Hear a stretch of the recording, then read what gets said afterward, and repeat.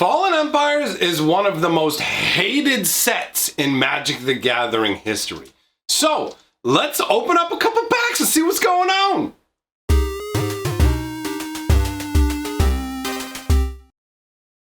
Greetings, owners of fine luxury cardboard rectangles. Welcome to my Boosted Awareness Fallen Empire Edition video. So, as I previously mentioned, Fallen Empires is actually one of the absolute most hated Magic sets in existence. And there's a number of reasons for this. One of them is the absolute overprinting of this set. This set came out on the heels of other sets that were severely underprinted, and so they printed a ton of Fallen Empires. Most stores and distributors were used to only getting about 10% of what they ordered, and so as a result, they got in the habit of ordering 10 times as much product, 10 times more product than they actually wanted. Now, Fallen Empires was when all orders were filled. So if you wanted 10 boxes and you said, hey, let me get 100 boxes thinking I'm only going to get 10 boxes, well, guess what? 100 boxes showed up. So there was a massive flooding of this set onto the market. Just insane levels of saturation. Like, they printed roughly at least about 10 times as much of this as any other set. Just insane amounts of that. Also, when you combine that with the fact that a lot of the cards in the set have 3 or 4 different variations of artwork, but the exact same card, you can, when you put those two factors together, the insane amount of this that was printed and the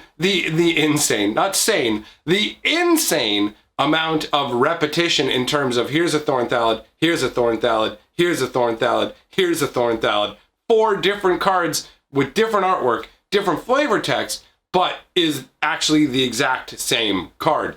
So you combine that all together, and even to this day, Fallen Empire cards are essentially worthless. When you go by Canadian prices, there are only 2 cards in the whole set that are worth $5. That's the most expensive too. There's 2 cards, Elvish Farmer and Rainbow Veil. Now I'm not going to show you them because I'm hoping we're going to crack them in the packs.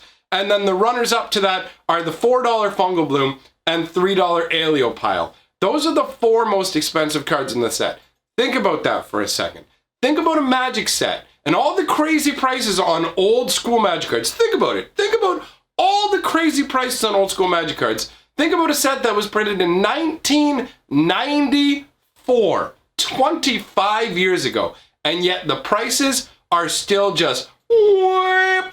So, in Fallen Empire's defense, it is an incredibly flavorful set. There is so much story told through the cards, and there's like a uniform kind of idea behind it all that actually gives it its own certain level of charm. I loved Fallen Empires when it came out. I was super excited about it, and I liked all the goofy, weird cards that were in there. I was a huge fan of Thallids, honestly. Thallids were like, yeah, these are my people. You had crazy stuff like the Thralls, a bunch of merfolk, you had your dwarves, your orcs. It was a very tribal set. But anyways, that is enough whetting our appetite. Let us dive in to our 2 8-card booster packs. Yeah, that's right. Bear in mind, these packs are 8 cards apiece. We're going to crack 2 of them right now.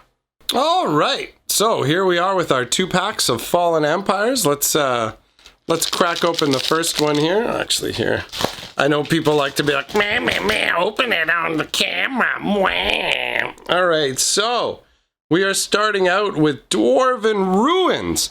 So as you can see, this is the ruin of a Dwarven mine. Now this is a land that comes into play tapped. Tap it to add a red to your mana pool, or tap it, sacrifice it to add 2 red to your mana pool. So the idea is you can get more of a boost if you're willing to sacrifice the whole thing all together. Now this is a cycle, obviously it did one for each color. I like this. I like the whole feeling of the broken down mine. You can see that the stone archway, the stone doorway here has fragmented and smashed off. You can see little posts here with dwarven etchings in it and little dwarven runes up here. It's definitely got some nice flavor to it. It looks long abandoned, cold, sterile. There's not much in the way of life to it. Definitely dig this card. All right, then we've got Thrall Retainer. Oh, the Thralls were gross beasts that were created by Endrick Sar to be essentially like servant slaves and just completely disposable. So, this one is target creature gets +1/+1. It's funny because it's old school wording. So what this is an enchant creature. That enchanted creature gets +1/+1. And you can sack this enchantment to regenerate the creature it is enchanting.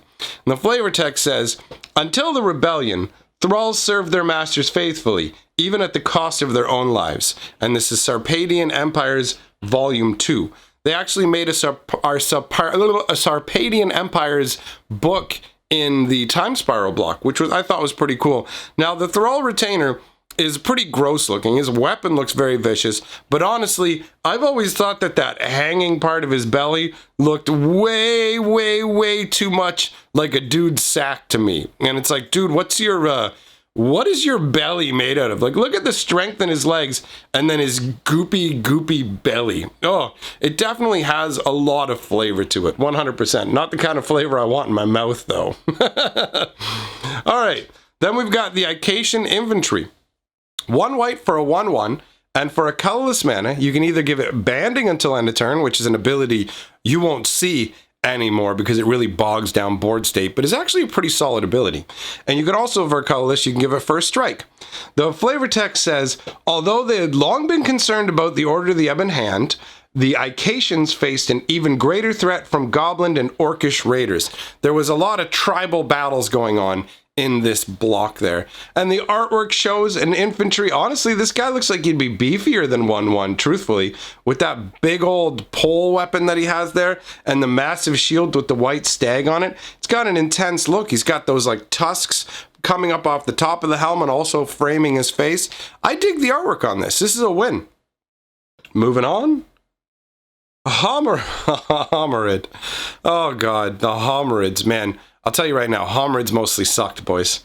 1 blue, 2 colorless, summon Homerid, put a tide counter on Homerid when it's brought into play and during your upkeep.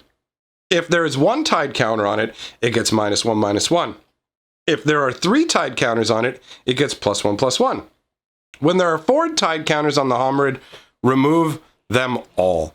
So this is it's a weird concept where they tried to have the power and toughness of this creature ebb and flow. So you put it, when you first put it into play, then you start out with it being small, right? So the first turn it comes into play. It comes in as a 1/1 for 3 mana for a 1/1 that then becomes a 2/2 and then becomes a 3/3, and you restart the cycle over and over.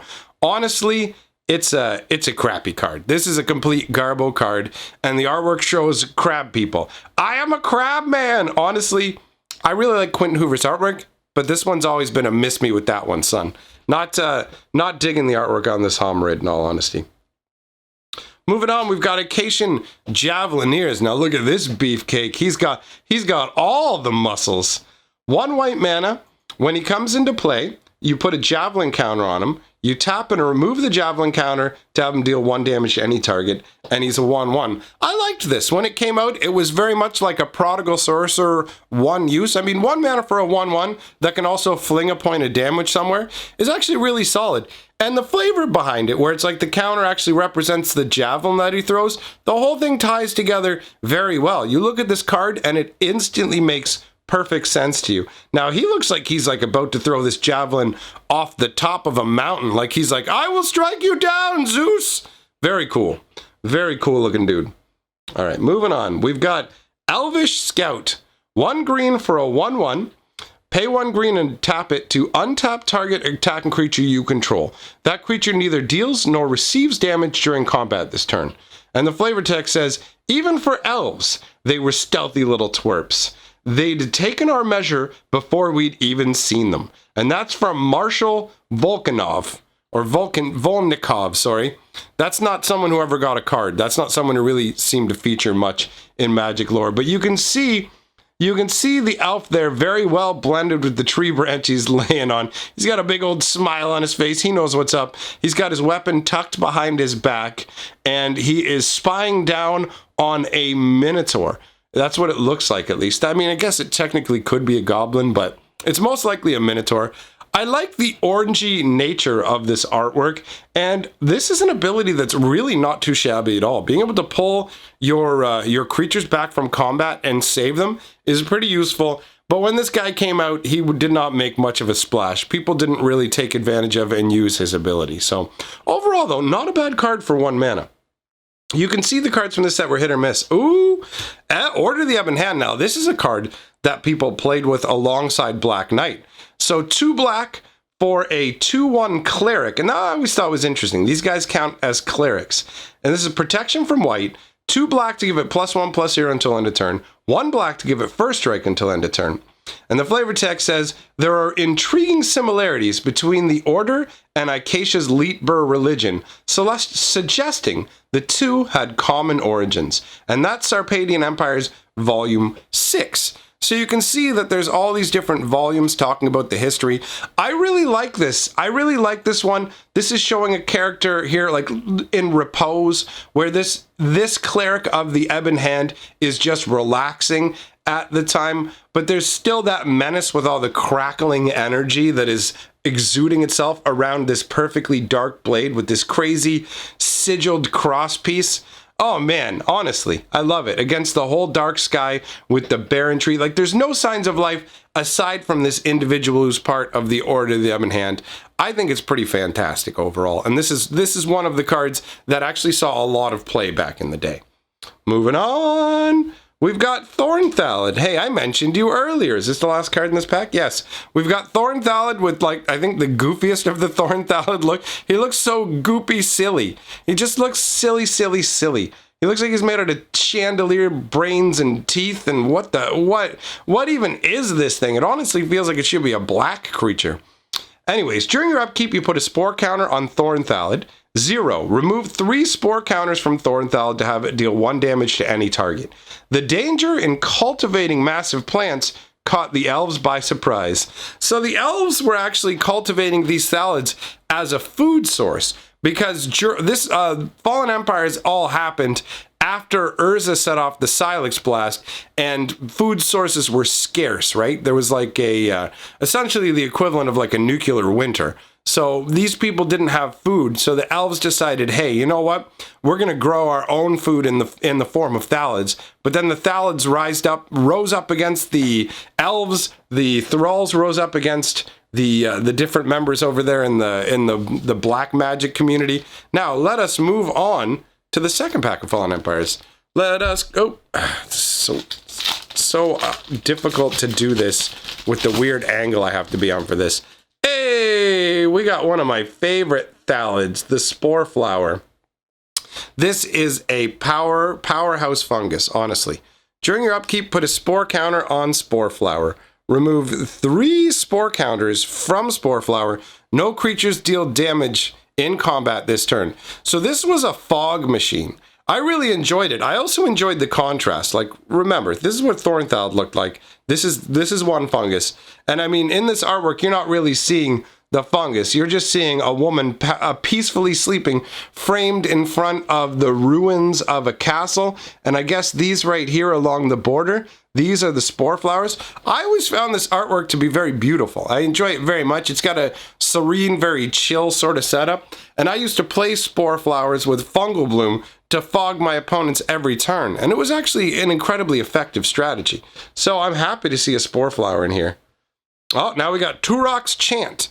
2 black and a colorless. It's an enchantment. During your upkeep, pay 1 black or bury Turok's Chant. Whenever a player puts a forest into play, Turok's Chant deals 3 damage to him or her unless that player puts a -1/-1 counter on target creature he or she controls. This card is brutal if your opponent is playing green and has no creatures out. This is back in the day where they used to make some heavy color screws. Now, this isn't the heaviest, but honestly, it's fairly brutal when they don't have creatures. When they do have creatures, putting a -1/-1 counter on the creature is not really that big a deal. The artwork is interesting. Richard Kane Ferguson is my favorite magic artist, and his artwork is always a little more, I don't know, abstract feeling than other people's art. And so you look at it sometimes, you're like, I'm not sure what's going on. This woman is breathing out like a mist that is anti-nature, essentially, an unlife mist. It's very cool, honestly. Very, very cool. Never been 100% sure as to what's going on in the art, though. Let's move on. Stop moving, Easel. You got ease in your name. This should be easier. Armor Thrall. 1 black, 2 colorless. Tap it and tap it and sacrifice it. There you go. Tap it and sacrifice it to put a +1/+2 counter on target creature. And the flavor text says, except for a bare spot at the base of their skulls, Armor Thralls bear interlocking plates and spikes with the strength of steel. Their design is almost artistic.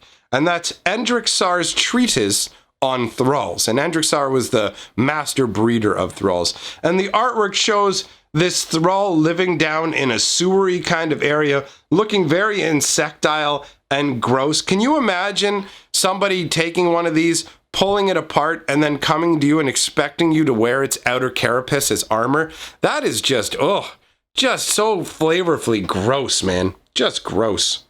Stop it, Easel. Okay, so now here you go. Here's our first example of what I was talking about, my friends. This is actually the... Oh, no, wait, never mind. I thought that was an Icatian infantry. My bad. This is Icatian scout. Derp.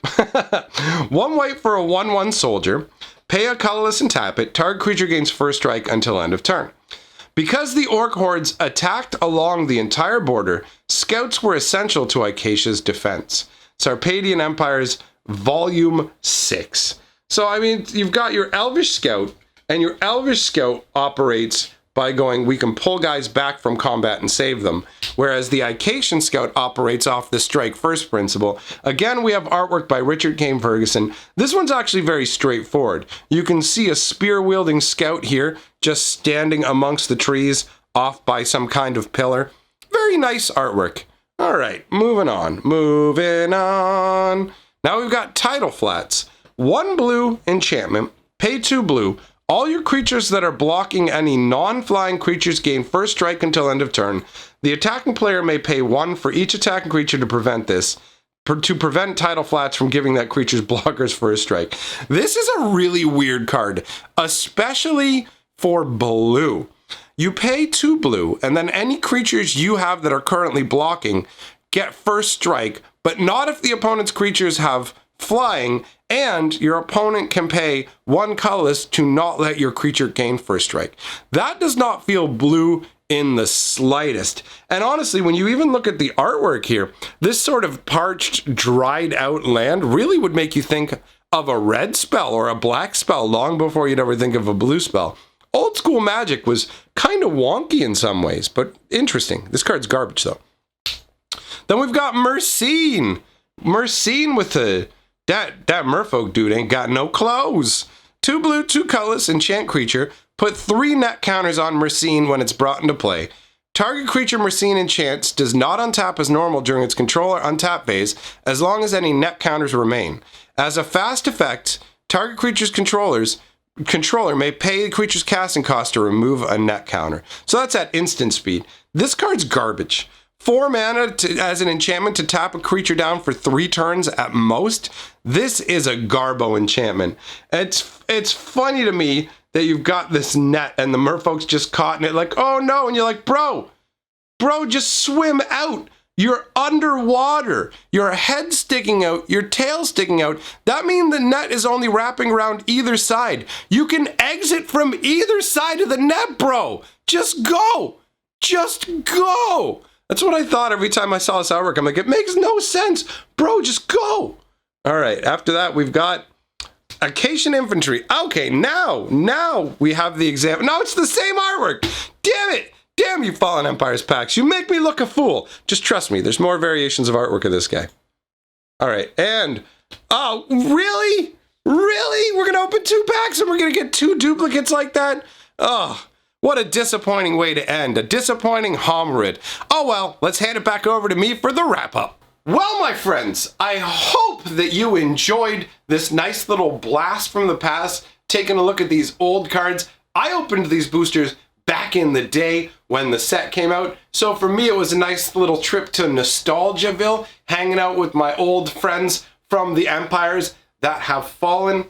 Let me know what you guys think about the flavor, overall, the cards. I mean, obviously, if you're somebody who only cares about value, you're not really going to be souped about this, but hey, whatever. I mean, the magic is what it is. You got your peaks and you got your valleys. And the real key to enjoying it is to learn to enjoy all the different spices that come together to make the meal that is Magic the Gathering. So, thank you to my patrons and channel members for supporting the work that I do. And remember, and together we are the 6 color magic.